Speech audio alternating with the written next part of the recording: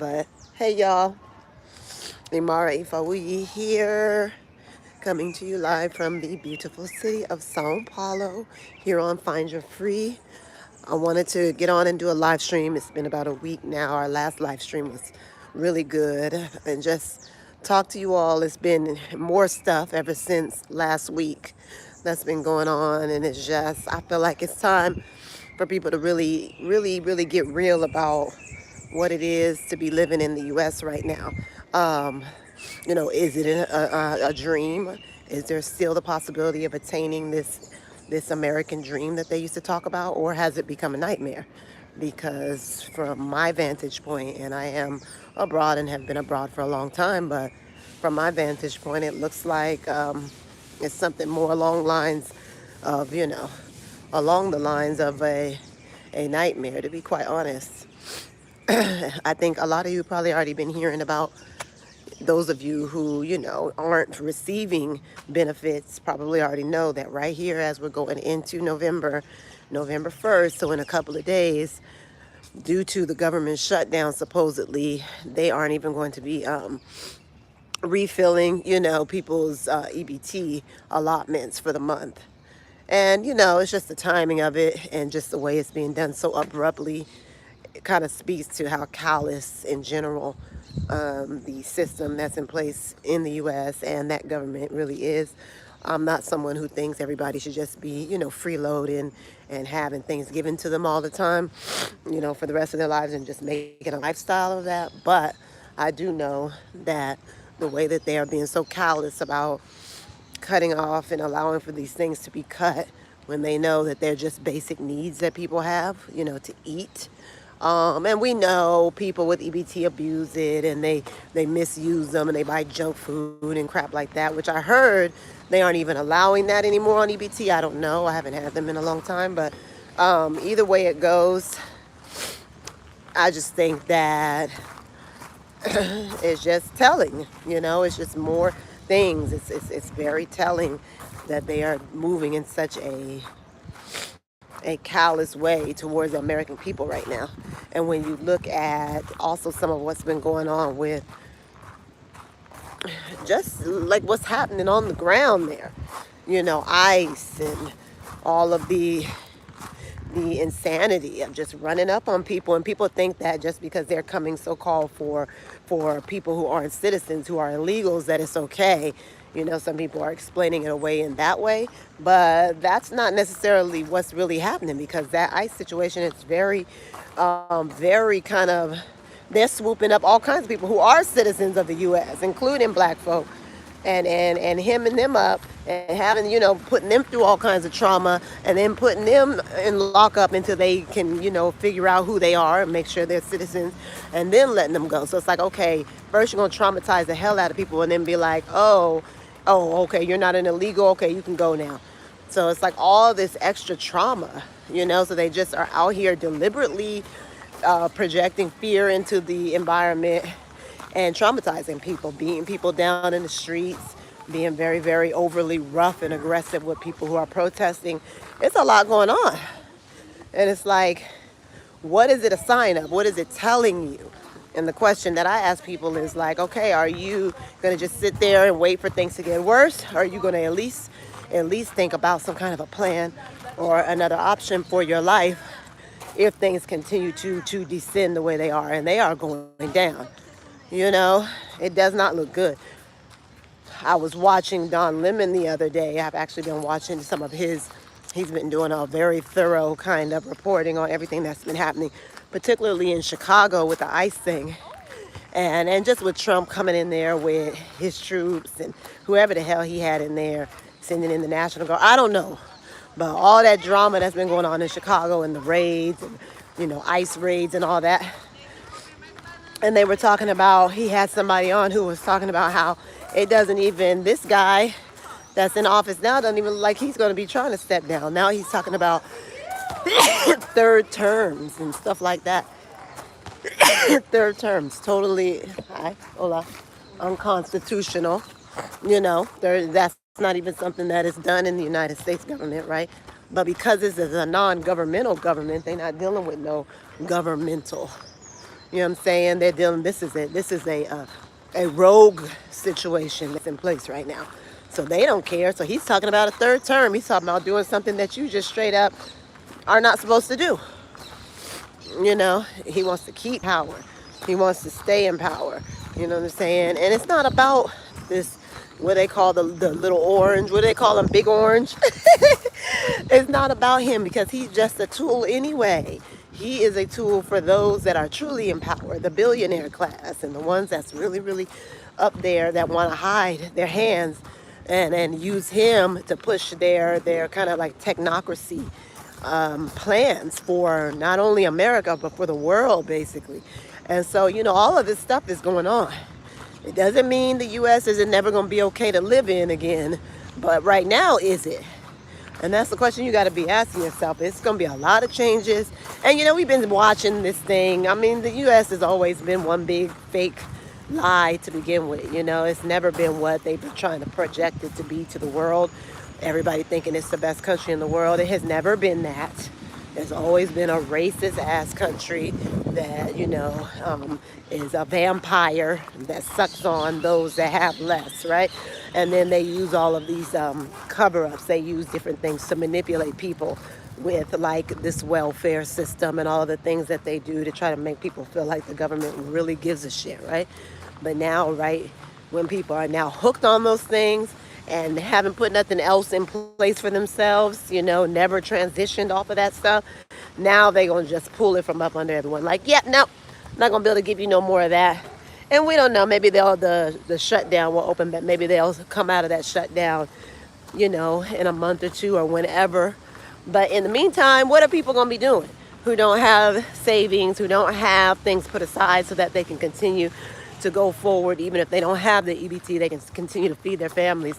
So it's just going to show you that everything they've been doing has just been fake. Because if you can act like, you know, the governments have acted like they cared for the people and everything that the people need in order to be healthy, to be sane, to have what they need in place, the health care, all of that, and then to then take all of that away, it just shows you it's not government that's looking out for its people at all. And so forget about the government. It's really about, you know, people as individuals figuring out what they need to do.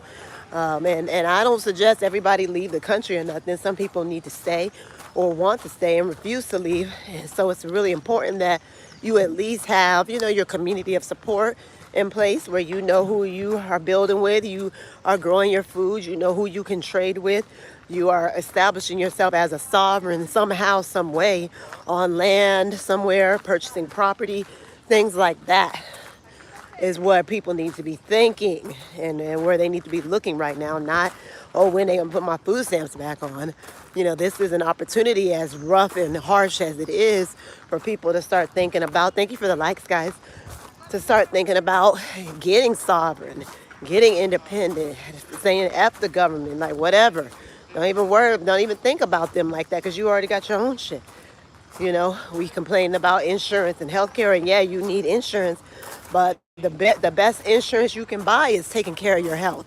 That's why for many years I was in the wellness industry, because I know at the end of the day, wellness on all levels, physically, mentally, spiritually, is the best insurance you can buy. So it's like if people start being more caught up and focused on taking care of themselves on a deep level, on every level, holistically, and getting themselves, you know, in a position of just being sovereign and on their own, no matter where they are in the world, whether they decide to leave the country or not, it will be a much better situation for everyone, right? Everyone will, you know, we won't have to be so wrapped up. That's when you start to take your power back. You know what I mean? You start taking your power back. And so a lot of people right now are just like falling out, crashing out on, especially on TikTok, about losing their stamps and stuff. But we could also look at this as an opportunity for people to rethink the way they're living. Because I was a single parent myself, and I just decided I was going to have a certain type of lifestyle, and I wasn't going to go with the single parent trope who can't never get off food stamps and can't never do nothing for myself. And so I went a different route with everything, you know, and that has given me the opportunity to live in beautiful places all over the world with my children. Okay, so I ain't never been rich. I don't come from rich people. I mean, I do have a lot of wealthy people in my family, but they don't do nothing for me. You know, I had to figure this out on my own. And so, what I'm saying is anybody can figure it out. If I can figure it out, anybody else can figure out a way to have some kind of a sovereignty in their lives. It's just a matter of just trying, really. It's a matter of trying. It's a matter of taking the steps towards the things that you want to experience, and not letting anyone tell you that, well, this has to be in place and you got to do it this way and this is the way to do. And you know, you have to think outside the box. You know, just like a lot of people, they come on, okay, well, what am I supposed to do if I do decide I want to move abroad? And a lot of people are wanting to move abroad right now. What am I supposed to do? How am I going to make money? Like, you know, I'm not an influencer. I don't have, you know, I'm not a travel vlogger, all these things, you know, but it's like you need to tap into the resources that are out here. Basically, I also work jobs. You know, I want to have a better established internet presence and social media presence that is lucrative, but that takes work and effort and time sometimes. And so I'm taking that step by step and day by day. But in the meantime, I work.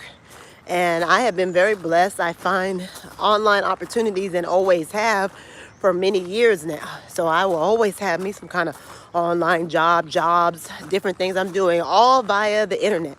And so people need to start realizing there are a lot of options out here for, you know, if you do want to free up and get out on your own and explore the world, move to Thailand, move out here to Brazil, go somewhere different, go somewhere where it's cheaper, where, you know, you don't have to expend all your energy just to get things, so that you have your basics in place. You can actually live a little. If you want to do all of that, you got to think outside the box, and you have to tap into your resources. I'm a resource. There's a ton of them on this app alone, people who are doing it. But it's really about clearing your head and changing your mind, and not, you know, allowing your mind to get the best of you and tell you that because you didn't do this, or you don't have that, or you didn't do that, you're not going to be able to live the way that you want to, you know. Did I renounce my citizenship? I haven't done anything extreme. I'm not into like a whole lot of extreme stuff. No, I don't see no reason to do that unless because I'm in Brazil. If I go towards citizenship, which takes a while here because I'm a resident, it still would have to make sense, because I still want certain ability to move around freely. You have to pick and choose which passports you're going to make your principal passports when you're thinking about renouncing and all of that. So no, I'm not doing no extreme stuff. I got my American passport and I'm chilling. I just don't be out there. You know, I don't need to make no huge political statement. I'm just not, I won't live in that. You know, and I don't want my children living in that. So, yeah, but good question. Thank you for asking that. That's MJG. Yeah, I'm sorry. I hope I didn't lose you before I answered it. But, yeah, so that's that. And for those who do renounce, and a lot of times people who are doing that are people who have like, they're doing like Six Flags theory or whatever, where they're set up. Yeah, where they're set up in other countries in different ways. Maybe they're like, I have a cousin who's wealthy, and he's been doing what they call, I think, Six Flags for like 20 something years, where he'll have a residency in one country, have a business set up in another. He'll have, you know, maybe he'll have citizenship in another, you know what I'm saying? So it's like you have all these, like a foot in all these different places. And then you can start like collecting passports, you know, and just having them. And what I guess they were thinking is that they would need that in order to have certain sovereignty and freedom, as things are getting more and more messy on the planet. And now they seem to be really peaking in the U.S. currently, you know, with it also bullying and looking like it's about to go into war with Venezuela. And then, you know, all of the craziness that's happening in the U.S., a lot of those people were seeing ahead of time. And so, and a lot of that's also about taxes and hiding your money and stuff like that too, right? So yeah, saying all that to say, he's the kind of person that would be, you know, those kind of wealthy upper echelon types. In that way, they will be looking to be renouncing U.S. citizenship because they don't need it, you know. So I'm not there yet, but I do plan on it. And I don't know if I'll ever renounce it. Because, at the end of the day, my understanding and my ancestry, I mean, my peoples are from that Turtle Island. I don't know about what these beings that are there, the invaders, are calling it in terms of it being the United States. But originally, my ancestors was already there when they showed up. So it's like I don't have no reason to be treating that space and place like it's nothing. But I don't feel like I belong to the United States, so. But I will utilize the passport to do what I need to do for now. But yeah, my peoples are indigenous, are indigenous to that particular land. And so I have that connection there. But like I said, if it's not right, it's not right. I'm not going to force something if it's not right. And for me, I have never felt right in the U.S. It's so weird. Like I would be there with my kids, and I loved. Don't get me twisted. I grew up in California, but when me and my children were mainly based on the East Coast, like between Georgia and Florida when we were in the States, and I didn't hate my life or nothing. I was cool. The U.S. is cool. It was cool living. I know things started to get really, really expensive, especially after the pandemic, and I haven't lived out there since 2019. 2019, like barely for like 2 months, so really 2018. So, saying all that to say that the U.S. just was never for me. So I've always been kind of finding ways to not be there. But as long as I have a residency, as long as I don't have to be border hopping every 3 months and going back and forth and freaked out because I got to go 3 months and then I got to go somewhere else for 3 months or go 6 months and then go somewhere else for 6 months because I can't stay legally somewhere. As long as I don't have all that stressor on me, I'm good. I'm good. So that's how we like it. But just pursuing more of a sovereign life. One of the things I know I'm looking to do is go back into agriculture. I used to be a farmer in Georgia and in the Virgin Islands. So I want to get back into agriculture just because it's something I'm very passionate about and I know how valuable it is. So right now we're doing super urban Brazil. We live in São Paulo and it's amazing. I could literally easily find somewhere to do agriculture even here in São Paulo. But yeah, I'm looking for a place maybe to purchase where I will be able to grow things because I understand the value of that no matter where you are in the world. So if you're in the U.S. right now with what appears to be some kind of a collapse that's taking place of the actual system of governance, you definitely need to probably be looking into making sure you're somewhere where you can at least at minimum have some things growing, be in contact with farmers. Black people, we're so out there and kind of disconnected sometimes from reality. We don't even realize that the real food, that's the real food. We think being able to buy Cheerios is having access to food. But the real food is, oh, hey, okay, MJG, the singer Khalees has a farm in Kenya. Oh my God, I love her. First of all, I've always been a Khalees fan. And so I love her project. Well, I will say her project has been kind of controversial in Kenya. I'm deep in the Kenya scene, okay? Like I watch that scene and I'm very interested in it because it's actually the place that I was looking at once I decide, maybe that Brazil is complete and I've kind of done what I wanted to do here. That's the next place I have been looking at. And I have lived in Africa in different countries and stuff before, but I haven't been in East Africa.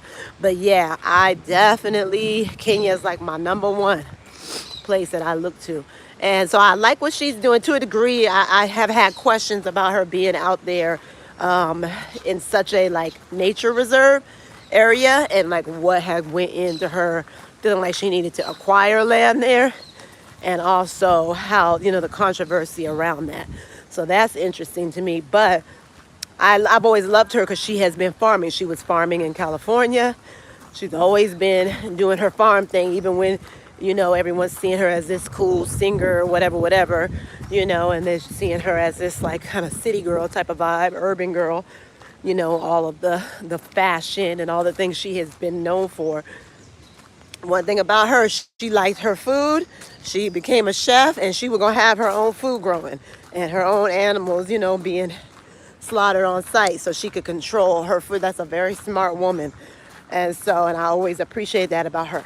So, Yeah, I have an agricultural background. I've done agriculture of all sorts, from regular organic farming, aquaponics. I've done, yeah, horticulture, different aspects of agriculture. Yeah, so I love it, and I would like to buy something. I'd like to have places in different countries where I could be having farms up and running. It sounds like she is having a good time and making some good money out in Kenya with her farm. So that's amazing. I think she right now, her farm, I think they have been mostly growing one thing. I want to say onions. Like she honed in, she's just like monocropping. So she's doing very much a commercial farm situation, and then I'm sure she has her own little subsistence thing going too, like small plot, whatever. But for her commercial piece, I think she's just growing onions. Oh, okay, thank you. That's really nice. This is my town, so get out. Okay, well, I appreciate your tip. But yeah, so that's that. Mm-hmm. That is that, y'all. Kenya, and then I'm also looking at, let me see, what else? I mean, that's really it for me, because I don't really feel nowhere else on the continent, so it's only Kenya for me. And then I like here, I'm interested, like I've lived in Europe too, in a couple of countries. I didn't like Europe. If I did anything in Europe, I would want to go check out Amsterdam. Okay, well, I appreciate you. Thank you for the tip. Yeah, I'll figure, maybe I'll look into that, right? But yeah, so that's it, y'all. Just just vibes in, like you guys figure out what you're gonna do. Figure out what you're gonna do, because you don't have to leave the country. Everybody's not gonna be on some wanting to go abroad and all this extra stuff. That's not for everyone. That's why I don't be on here like trying to act like I'm convincing people to move to Brazil or whatever. Like, don't need to, everyone's not gonna want to or need to do that. But I do think it's very important that you have a plan, and a plan that involves working together with other people, because I think that our biggest resource that we have really is each other and other people that we can collaborate with and trade with and barter and do different things with, right? So yeah, that's all we have, because now, instead of people falling apart, and it's mainly like Caucasians I noticed that are really falling apart about this EBT thing, even though they always want to associate that with black people.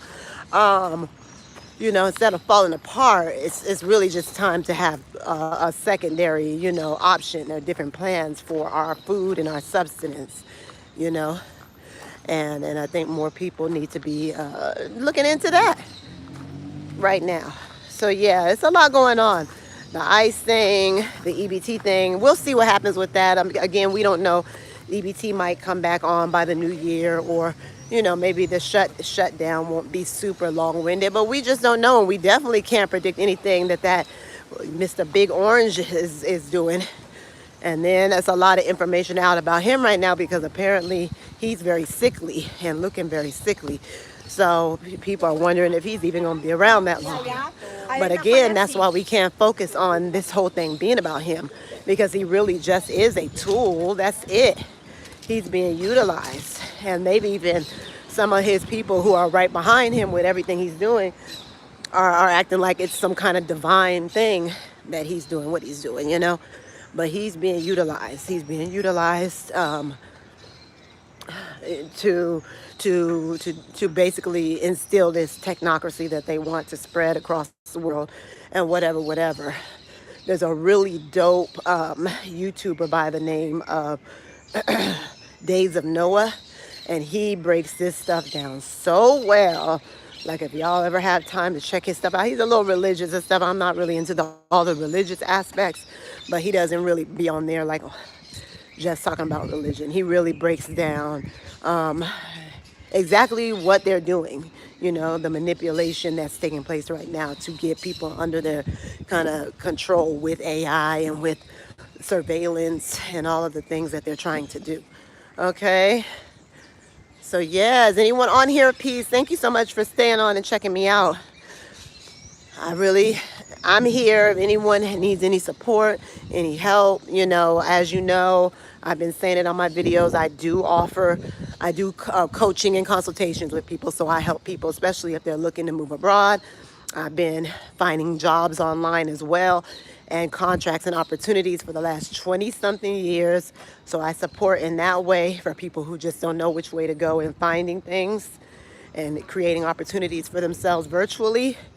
And yeah, and also we have a Substack, and I'm pushing the Substack out because I really want to connect with people in another space where we can have more of a community vibe going. And I like Substack for that. So please check me out. I'm gonna put all them links down below.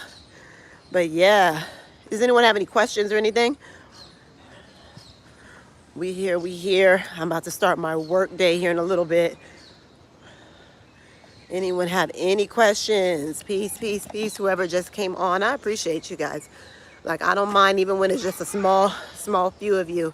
It's always good to just get on and talk about what's happening out here. And also and for me, it's always kind of comes back to mindset, because the mindset is the most important thing,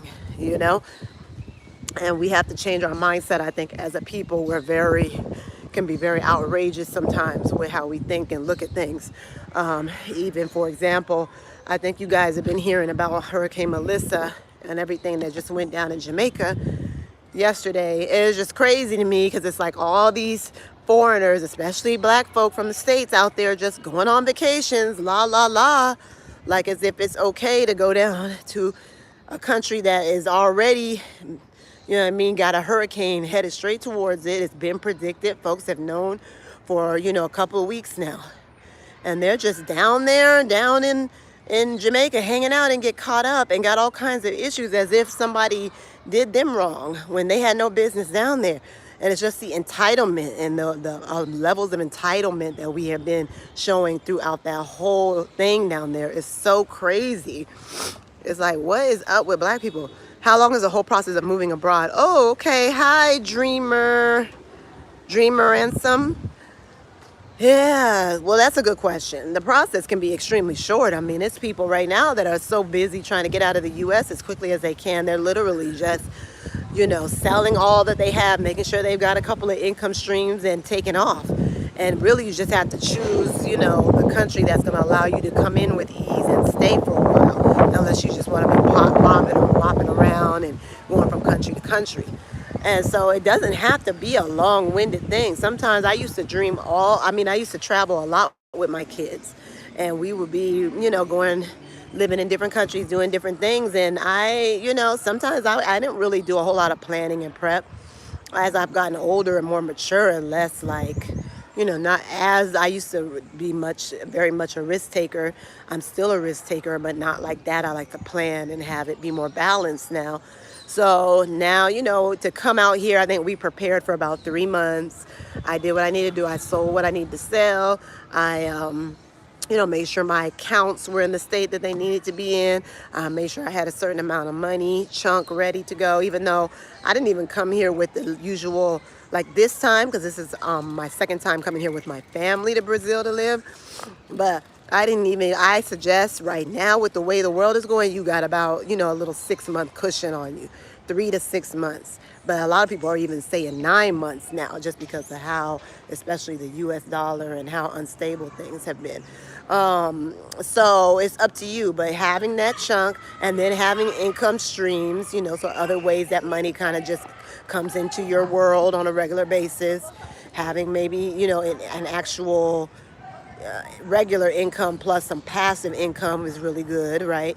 So having maybe a job or a contract or things that you can expect a certain amount of money, and then having those things that just generate without you having to really put too much energy in, having that set up.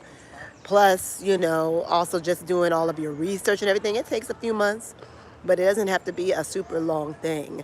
And then the people don't have to over plan either, because you're pretty much good to go if you come with some stack and you're coming somewhere that is friendly towards foreigners, especially who want to stay longer term. Because every country is not. Some are better with that than others. But right now, people who are looking to be able to come somewhere and stay for a while without a whole lot of problems are going to, to come to Brazil, you can get a digital nomad visa here and stay. Costa Rica is easy because you can get 3 months up front, and then all you have to do is, you know, maybe go up to Nicaragua or go somewhere else for a little while and come back. We lived in Costa Rica too. That's easy, but it's expensive. I don't really suggest Costa Rica to people. You know, Albania, people who are interested in the Europe thing, they're going out to Albania right now because Albania is giving you a year from the minute you touch down to figure out what you want to do and figure out if that place is for you. You know, so there are a lot of people are, you know, are mixing it up right now. You got people going to Thailand. They like the Thailand thing, even though I'm getting a lot of feedback about Thailand, like it's not maybe what it used to be in terms of ease of certain things. So that would be something to dive into and look into more. But yeah, that's it. You don't have to make it like some big, oh my God, how am I going to do this? No, there's so many of us out here doing this. So many women with children that I know are out. I mean, like all of my girlfriends that I've had for like over 20 something years, like pretty much all of them are living all over the world. Okay, like it's really not that, it's not that hard of a situation. So we have to get that out of our head that it's like some crazy situation. Now, what does happen though is a lot of us leave and we end up back in the States. But I'd rather be out right now, just saying from my perspective, just out living somewhere peaceful. Where I live in Brazil, perfect peace. I live in one of the biggest cities in the world and I have perfect peace here. That's what I'm saying. Like, come on, like, it's just, there's lots of places you can go and just live better. Your quality of life is better. And I just highly suggest people look into it, to be honest with you, because it's like, what's the point of sitting up in there and having just a bombardment of negative news all the time, just bombarded with it? That's what the U.S. is to me. It's just negative, like news and low frequency stuff constantly coming at you. And it's like, all you want to do is, you know, be happy and loving and enjoy your community and your children and stuff. And it's like, you in war, constant warfare. I couldn't do, my nervous system could not keep up with the onslaught, the warfare energy constantly. It just was not built for that, wasn't meant for that.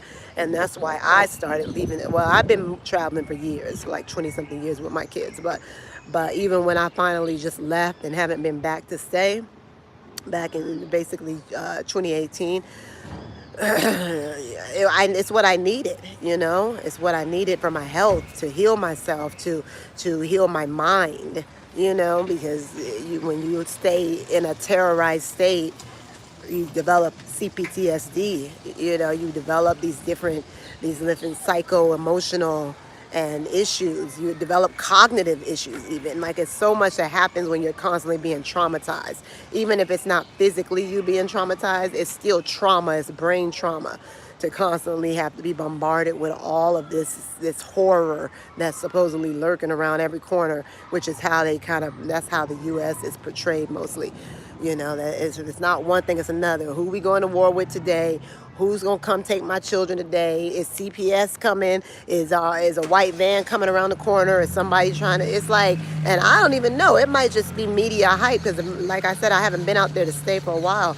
But I don't know how much of the stuff is really happening or if it's just social media blowing it up. But it just seems like a lot of stress and having to think about negative stuff a lot and be concerned about it. I don't have that. I walk around at night. Again, one of the biggest cities in the world, 4th largest city in the world.